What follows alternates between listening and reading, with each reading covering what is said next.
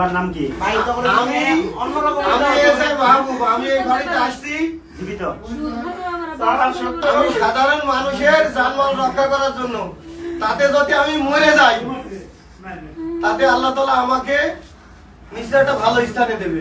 সাধারণ মানুষ যদি ভালো থাকে আমার জন্য সেটাই আমি খুশি। আজকে গ্রাম কোথায়?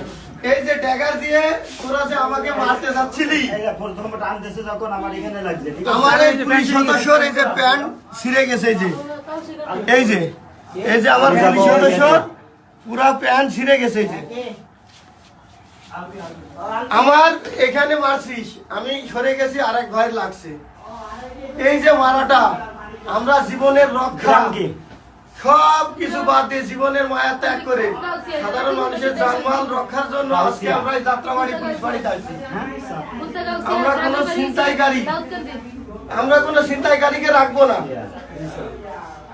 এটা আমার লাস্ট কথা।